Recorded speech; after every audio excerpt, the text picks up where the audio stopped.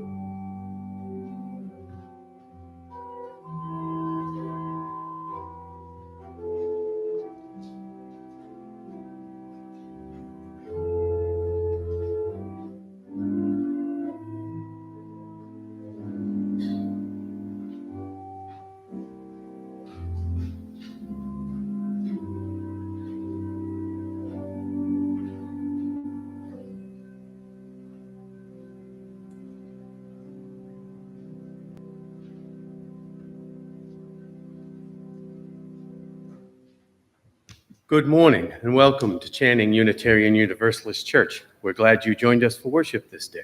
Whoever you are, whatever your theological, spiritual, political, sexual, or racial orientation or gender identity, you, yes, you, are welcome to worship here and become a part of this community. At this time, I will open the floor to announcements. Any announcements? Just a quick reminder that there's a Prudential Committee meeting today at 11:30. We really need to keep it short, but anybody's welcome to sit in if they don't. Okay. Prudential meeting, 1:30. 11:30. 11:30. I'm not saying it. Sorry, 11:30. My bad. Deb? So fair is this Saturday. Today we're going to be moving furniture. Sometimes during coffee hour, I feel a little tension in there. So all the furniture has to be moved out into here, rugs, and we're asking for any able bodies to help us out. And also we will be here Tuesday night, Thursday night, and Friday night, setting up for the fair. Very important, to bring in your donations for the food basket that, Donna had passed out. Mhm. And, we drop those off at night. We'll be here, I believe, 6 to 8:30 anyway, for the hours. Oh, yeah, the white elephant stuff, if you have anything. Thursday is the last time we'll be able to accept anything to be put out Okay, so Thursday deadline for the white elephant. for the white elephant. Okay. And if you have any questions, bake table. Oh, yeah, the bake table. Bake table. Still looking for donations for that.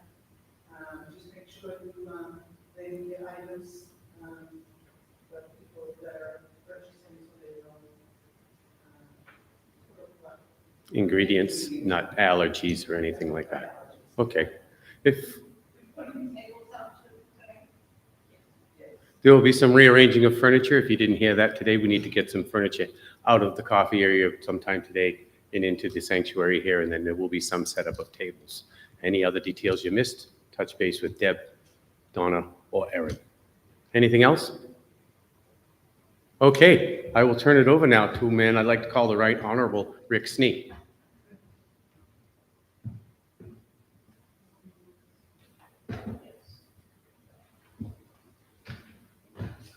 Our opening words are being delivered by Julie Snee. Just when you thought you were rid of me being up here, I'm back.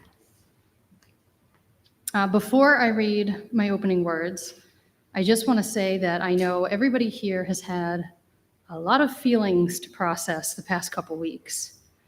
I know for myself, it's been a confusing mix of fear, anxiety, optimism, resolve, hope, anger, sadness, grief, you name it, I felt it. I know that my anxiety is up because I'm having more trouble than normal focusing. I'm on edge all the time. I'm jumpy. I can feel my heartbeat even when it's not racing.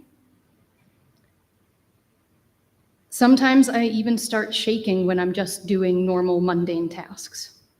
I've been doom scrolling a lot, which just feeds into my feelings of impending doom. I'm irritable and restless, and I'm not fully present in the moment as I like to be. Unfortunately, my kids are the ones paying the price for this, and they've been getting a lot more screen time than I typically allow. If that sounds familiar to any of you, I want you to know everything that you feel is valid. Your fear is valid. Your optimism is equally valid. It's not wrong or bad if you feel anger, despair, hopelessness, or pessimism. It's also not wrong or bad if you feel energized and ready to fight back. And there will be opportunities to resist come mid-January. But for now, I'm focusing on alleviating my personal suffering.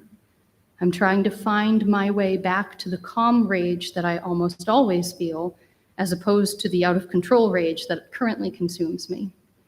I'm tapping all of my coping strategies that I've learned over the past 8 years to calm my body and my mind so that when the moment to fight back arrives, I will be focused and in control. Like many people here, I will resist, but I can't do that effectively while my mind is spiraling. So for my opening words this morning, I wrote about what is resistance. Resistance doesn't have to mean marching in the streets, although it certainly can if that's what you want to do. It doesn't have to look like chaining yourself to a tree. It doesn't have to mean you are arrested for civil disobedience. Those forms of resistance, while vital to the cause, can be risky, dangerous, and are not for everyone. If you are not the type of person who is able or willing to put your body on the line, that's okay.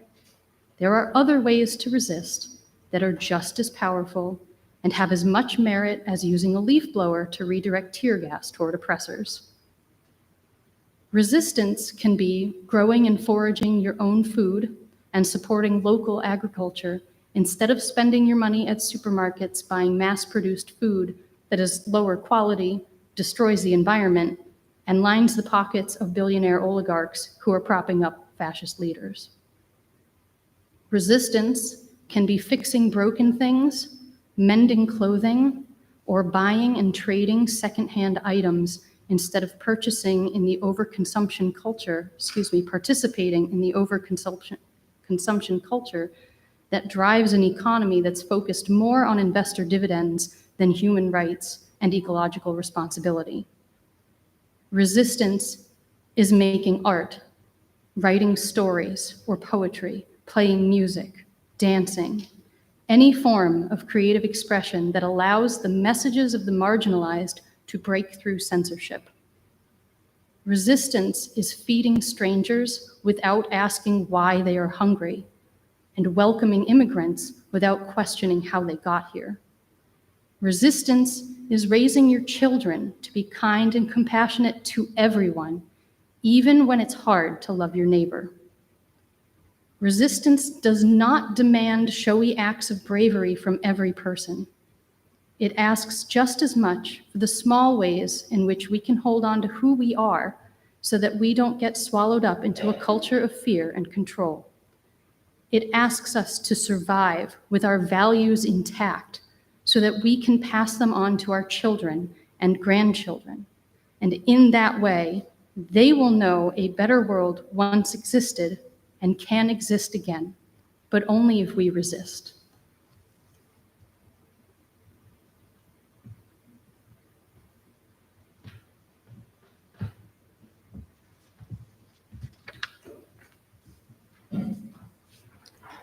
Please stand as you are willing and able for the lighting of the chalice.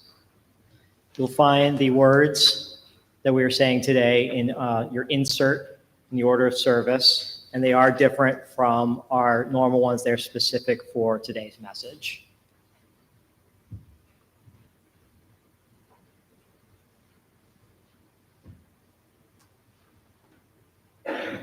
Our chalice is a reminder that in hard times, our ancestors in faith acted with courage to bring hope and safety, to bring life itself to threatened people. We light it today as a reminder of who we are called to be in a world still dangerous and despairing. With courage and faith, we bring ourselves to the work before us.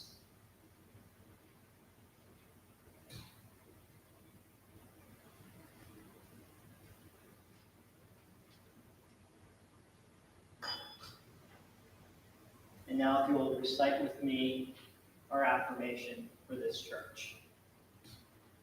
Love is the doctrine of this church, the quest for truth its sacrament, and service is its prayer. To dwell together in peace, to seek knowledge and freedom, to serve humanity in fellowship, to the end that all souls shall grow into harmony with the divine, thus doing covenant with each other and with God.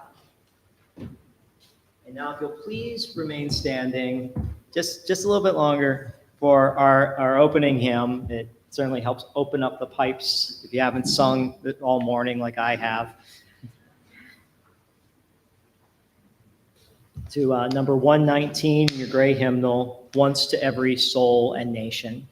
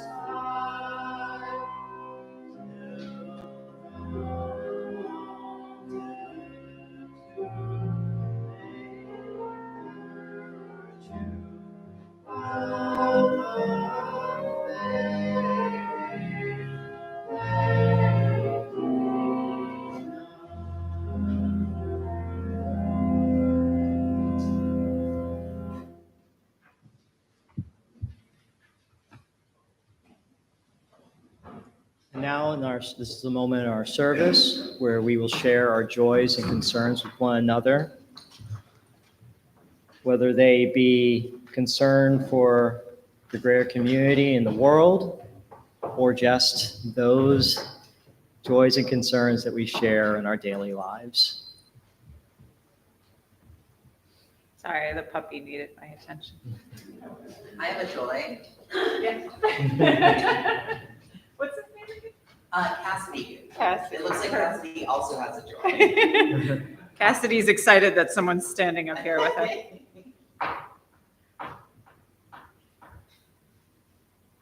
Yeah. I'm sorry? Ah.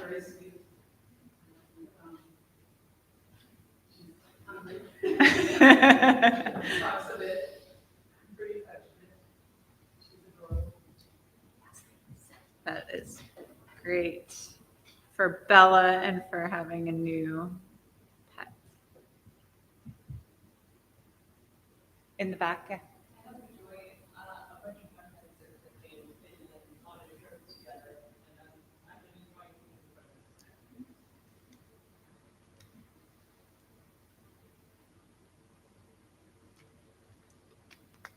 Go ahead. Good morning.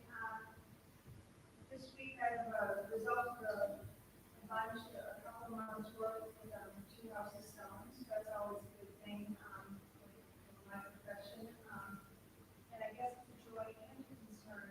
On Friday, we meet for Quebec for a week. And I'm disappointed on this fair, so we can't help in that way. But I've never been to Quebec, and I'm going to be there.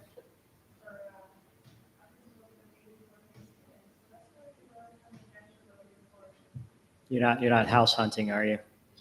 You know what, it's, my great-grandfather came from Quebec, as a, like, rolling logs, the lumber jack kind of guy. It's always something to think about, but I miss you guys. Go ahead.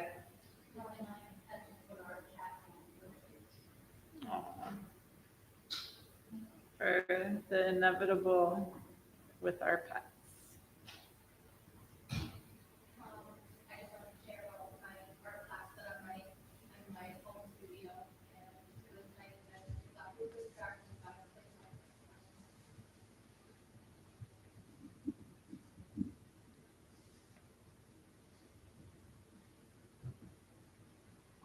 Go ahead.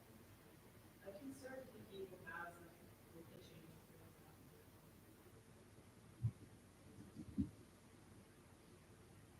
Go ahead.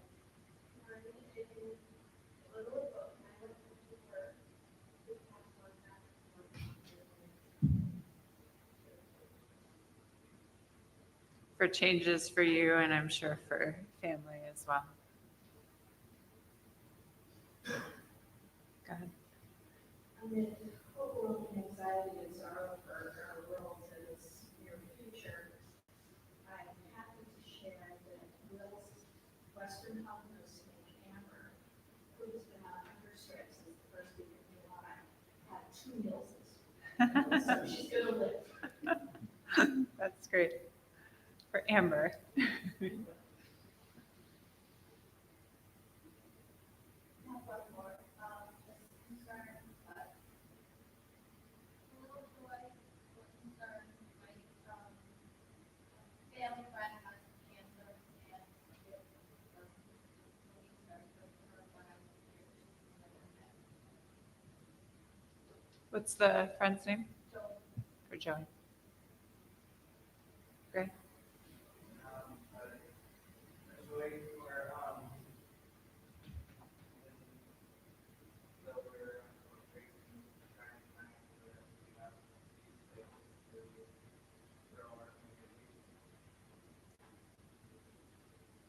Running out of candles. There we go.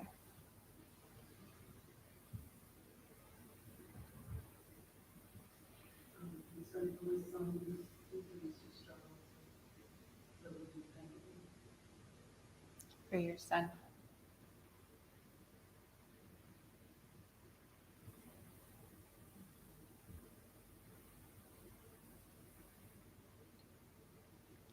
And we'll light one final candle for all those joys and concerns we're not quite ready to share.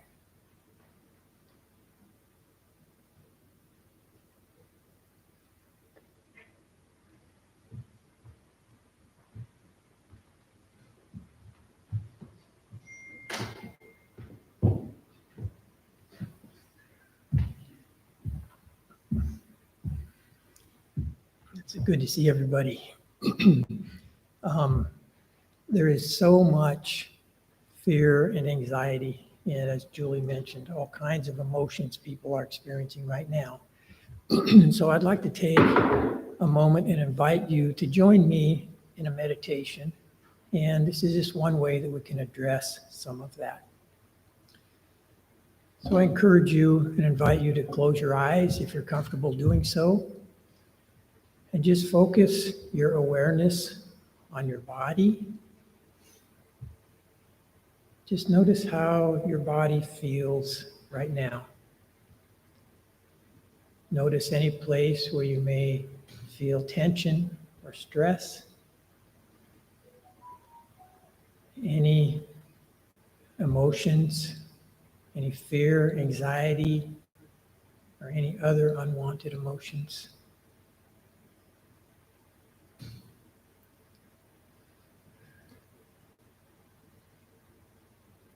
And then I want you to be aware of who you are and see if you can visualize that original essence energy, that beautiful radiant spirit, the essence of who you are and who you were prior to the first time you came here into this body.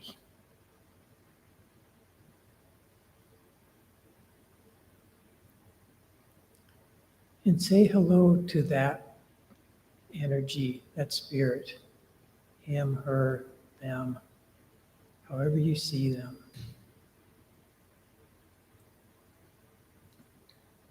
And give them a big hug bring that energy fully into your body so it fits you like a glove.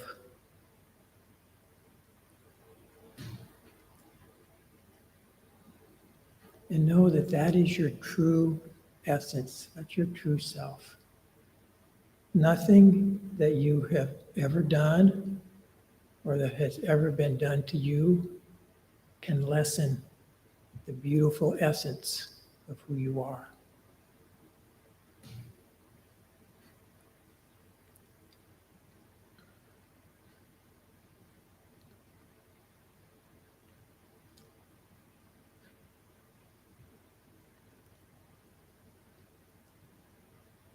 Now I'd like you to visualize above your head a sphere filled with warm, soft, pink energy. And pink brings with it the energy of universal love and compassion.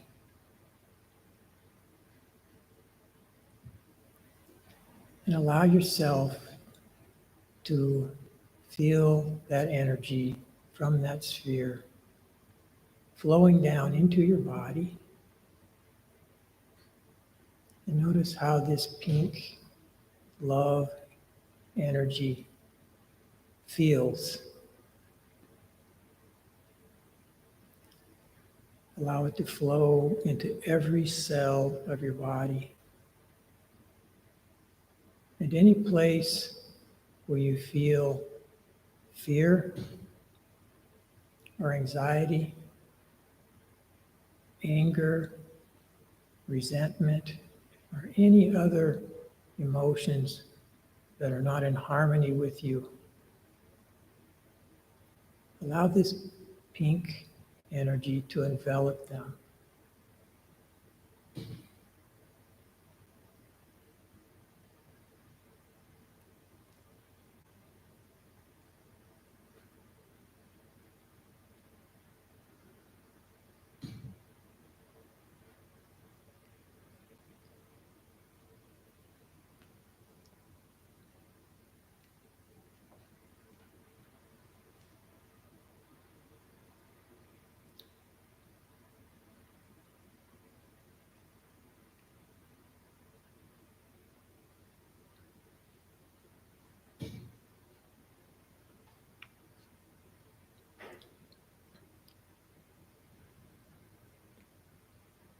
And notice if this feels different for you, if it feels better.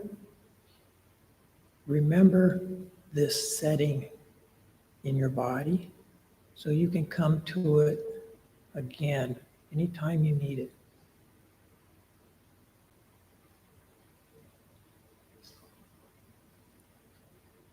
And when you're ready, and in your own time, you can open your eyes and come out of meditation.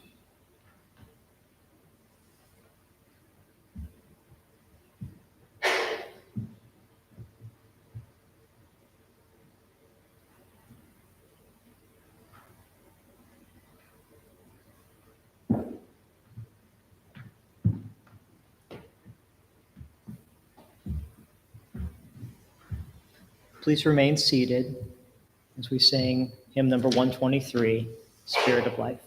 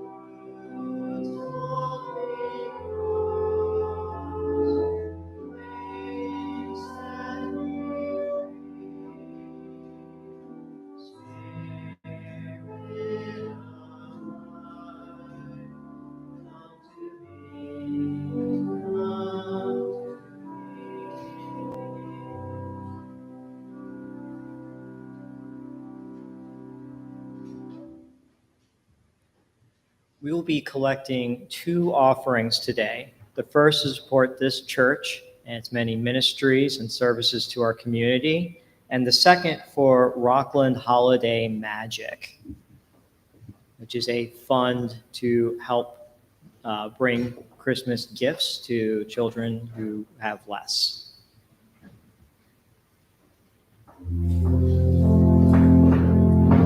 This first collection is for Channing Church.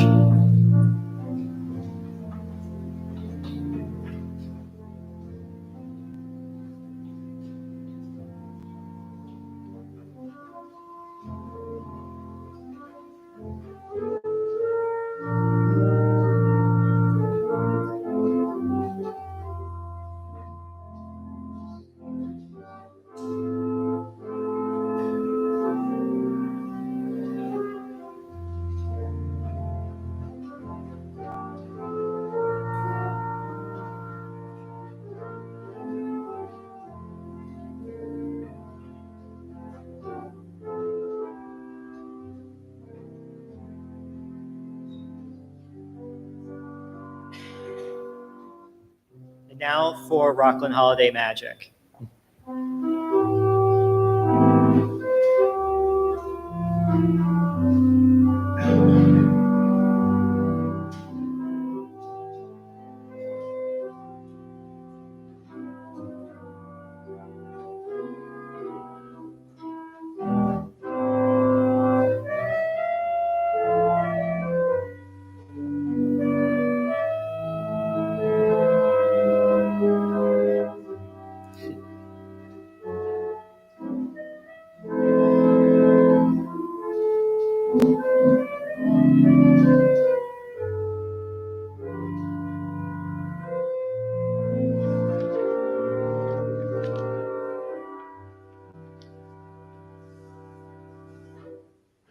Please stand if you're willing and able and join in singing the words found in your order of service for the dedication to the answer.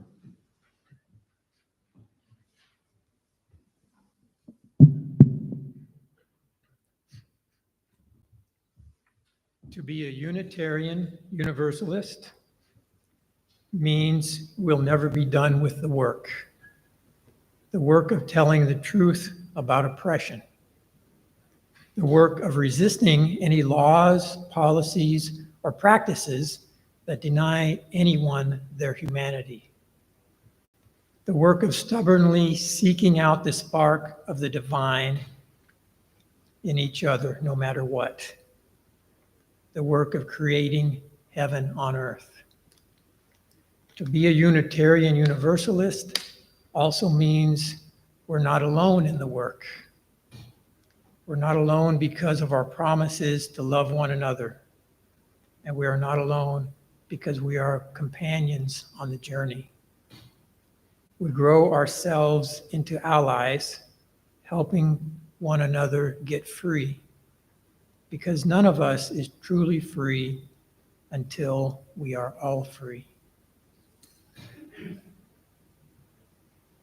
Thanks, Mike. And thank you all for being here today. It really seemed like 4 years ago, we had turned the page on chaos and disorder. It seemed like the US's lack of preparedness for the pandemic demonstrated what happens when we attempt to throw the baby out with the bathwater when it comes to government functionality.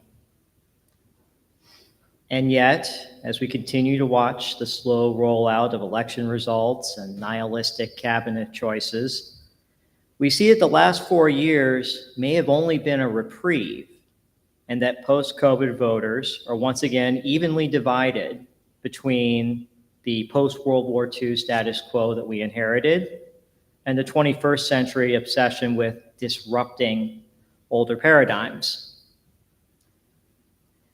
It is easy right now to get lost in headlines and to fall into despair as we watch plans unfolding for portions of our government and against the accepted norms.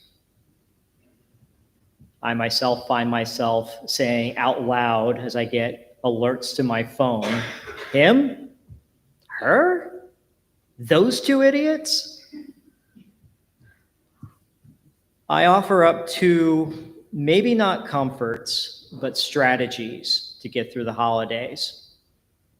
One, remember that the chaos is the point. The one thing I personally remember from 2016 through 2021 was that it was impossible to focus on any given travesty week after week. The chaos is the point, and the point is to keep us all so distracted and chasing our tails that we'll go crazy or sound crazy or both. And then we can never really mount a defense when it matters. Number two, for now, rest up. Nothing really happens until January 21st. Everything right now is talk and trying to claim the news cycle. And the last thing we need is to be tired by the time the trouble really starts. So, as we prepare our spirits for a long 4 years, I offer one more strategy: perseverance. Things seem bad. We look at the promises made during this past election campaign, and we are reasonably worried about our rights, the environment, and the real economy, not the stock market, but how ordinary people make ends meet. We wonder what will become of the United States and what will our place be in it. But for others, 2025 might seem like just another year in America. Existing has been and continues to be a daily battle for many that we don't see. If we ask a Black person, a Native American, a Palestinian, a trans person, a woman living in a red state, what the difference is between January 20th and January 21st, or even 1925 and 2025, their answer might be not much.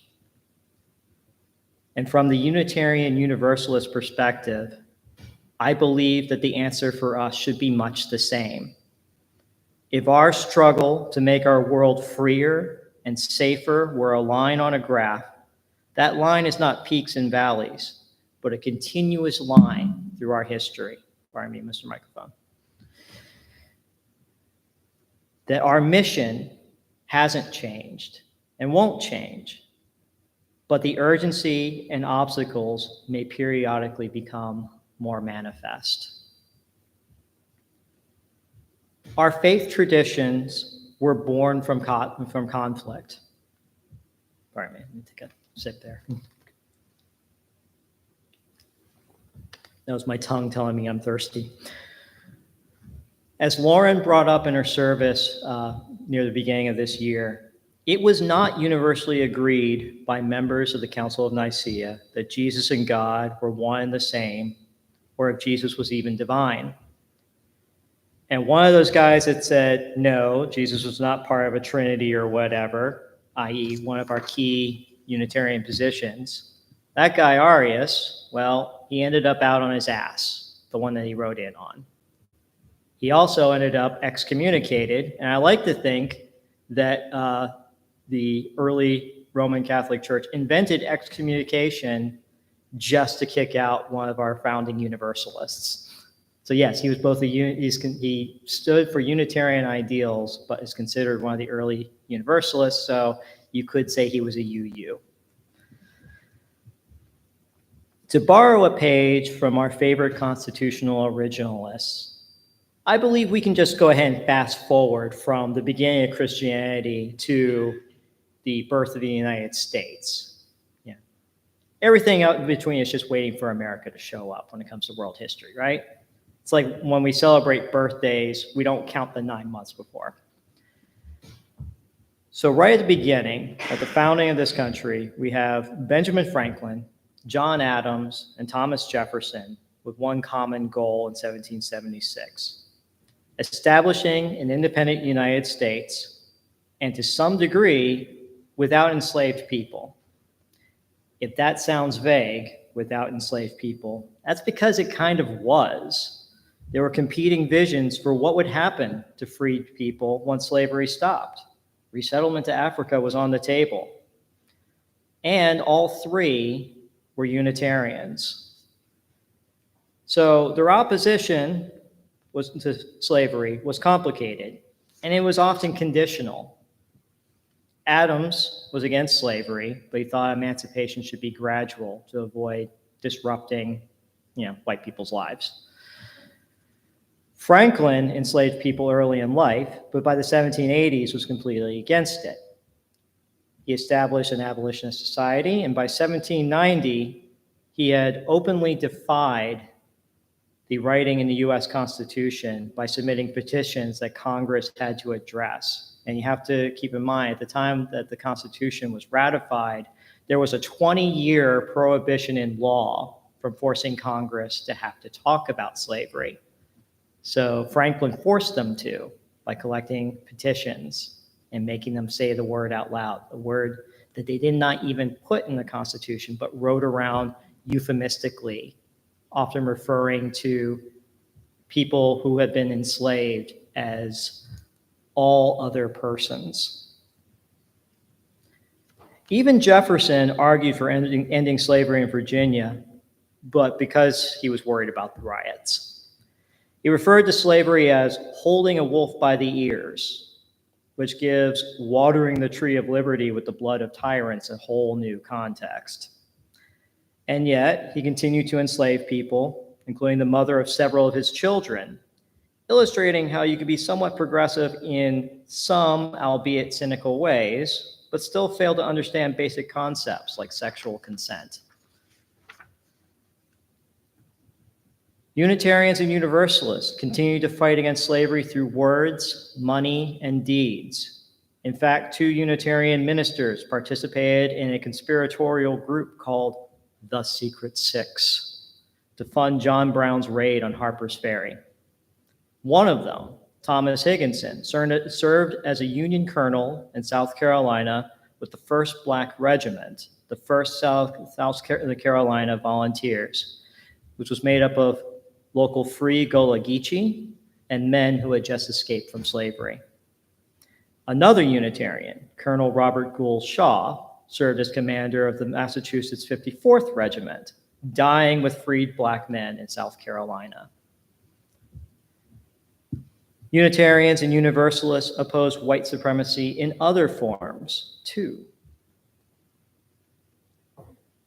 While both Unitarians and Universalists made many contributions to bring Christmas back to Massachusetts, which had one time been illegal, one notable contribution is the hymn/carol, "It Came Upon a Midnight Clear," a plea to end the Mexican-American War, which most anti-imperialists, a growing movement in the country at the time, saw as at least a land grab, and some saw it as a racist one at that.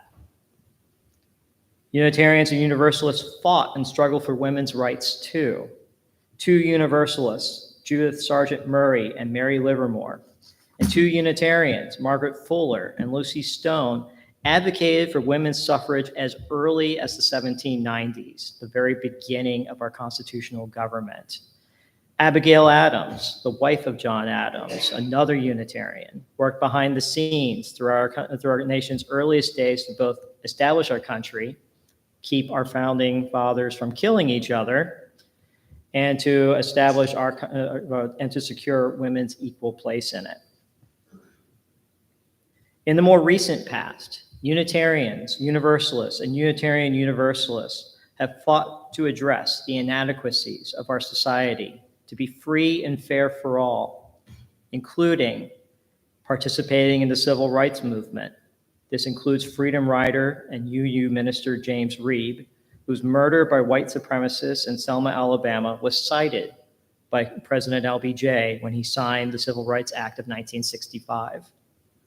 Standing for LGBTQIA rights, including performing marriages long before they were legal. Creating and delivering comprehensive sex education, including LGBTQIA health topics through the OWL program, which addressed intentional shortcomings in cis, straight-focused, and abstinence-only sex education programs. Providing sanctuary to migrants facing homelessness and deportation, and supporting the labor movement. In fact, you can even find the labor socialist anthem, As We Come Marching, Marching, also known as Bread and Roses, in our gray hymnal. To be clear, my point is not to diminish the place we see ourselves now. Yes, we have dark times ahead, and the threats to those we hold dear in our beloved community are real and valid. But, if I may, I call your attention to our altar, our chalice. The chalice is a light in the dark, very inspiring, but it is also a symbol of resistance and civil disobedience by design. Our chalice isn't some inherited symbol from ages and ages ago, although it was designed based on those influences. No, the chalice that we light was invented by Unitarians in 1941.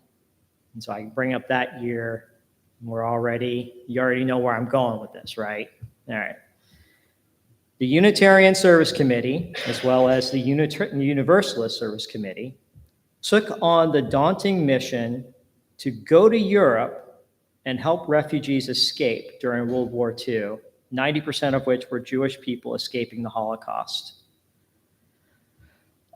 Unfortunately, and the reason why they were there was because not every government was on board with helping. So there was a shortage of legitimate travel papers to get people across the channel to England and then on to North and South America out of Hitler's reach. So the USC created their own travel passes. And to make them look official, they decided that they needed a seal. They settled on the chalice, the light in the darkness, shaped like the cross, which Unitarianism originally came from, but in a circle to show the wider religious world in which Christianity exists. The symbol quickly caught on. Safe houses lit chalices in their windows, or drew them in the dirt in front of their doors, as knocking on the wrong door in a fascist country can be a death sentence. By the 1980s, most UU congregations began lighting chalices as part of our worship services. Also, the now UUSC is still totally a thing that exists and you can join. That was news to me. And like the UUSC, we are still here.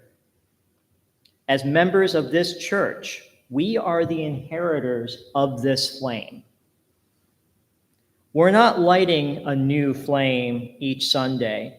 We're renewing our affirmation to it and each other, to carry each other through the next 4 years and beyond, and be the light in the darkness for our town, for our state, for our nation, and for the world.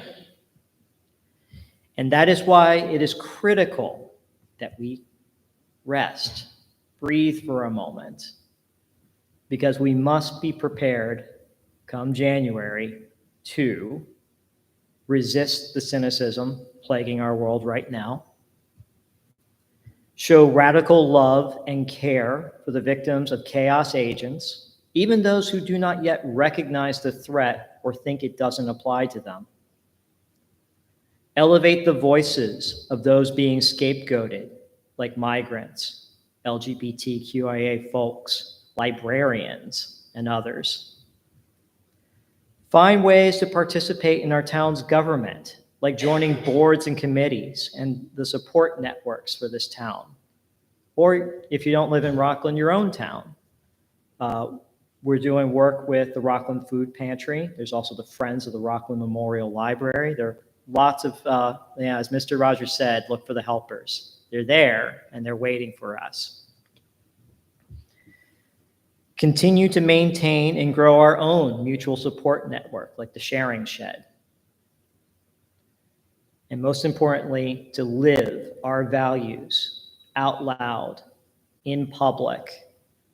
Not unafraid, because it can be scary, but as brave as we can make each other. If we stay true to ourselves and our faith, I believe that we will not only survive the next 4 years, but shape the 4 after that into a world with hope.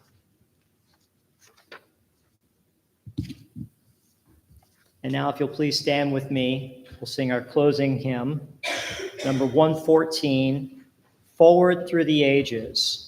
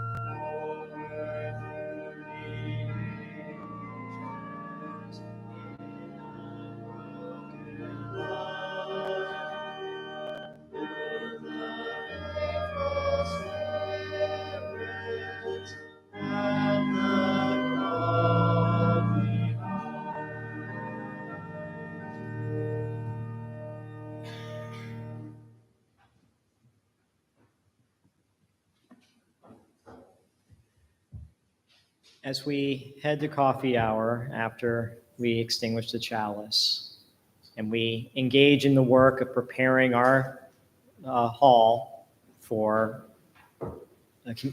one of our many community events, I see it as a little prayer that we continue to open our space and help people through these doors.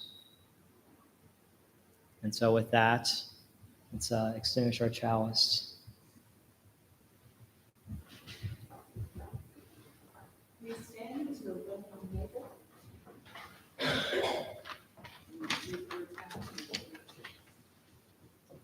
Extinguish this flame, but not the light of truth, the warmth of community, or the fire of commitment. These we carry in our hearts until we are together again. Thank you. Please be seated.